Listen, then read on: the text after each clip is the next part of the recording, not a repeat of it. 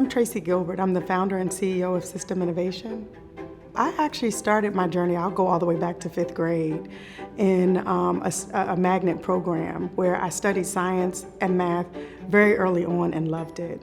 And then ended up going to a STEM school in high school where I was able to take a physics track and an engineering track. So I took AP Physics and AP Engineering courses. And then went on to undergrad to study physics as an undergraduate student at Lincoln University in Pennsylvania.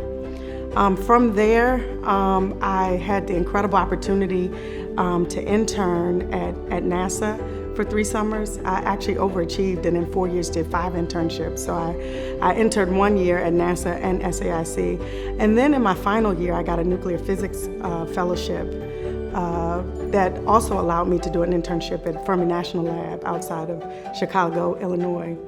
And I actually loved physics. I loved math. And quite honestly, that's all I had going for me. I come from a family of preachers, of singers, all of that skipped over me. But I had physics, I had math. That was my thing. But I didn't quite honestly fit into the physics community. So after I graduated from undergrad, I decided that I wanted to take a different route and study nuclear engineering. And I was going directly into a PhD program. I had studied abroad, my minor was Japanese, so I'd studied abroad in Japan, came back from Japan, I was all set to go to a nuclear engineering program at the University of Maryland. But then, as fate would have it, I found my passion, which I think physics helped me to get there, but I found my passion in systems engineering. So interestingly enough, I think I'm dating myself in the sense that we have a lot of terminology now that we didn't have back then. So, and quite honestly, it might have been available, but it wasn't widely used. So imposter syndrome, implicit bias, microaggressions. Of course, we understand bias and discrimination and those kinds of things, but there's a lot of language around the experiences that I had, but I wasn't able to fully form those. I mean, I knew what I was experiencing and I can tell you what those things were, but I couldn't identify with I couldn't make sense of what I was experiencing as a physicist. So I always felt like a fish out of water. Even though I loved the discipline, even though I excelled at it, I just always felt like a fish out of water because I didn't fit in. And intersectionality is another word. So the fact that I'm a Black woman, the intersection between gender and race, those concepts were not widely talked about.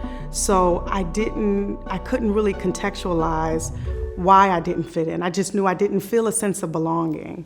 So that's why diversity is important from that standpoint, that you want people to feel like they belong, just as a general principle.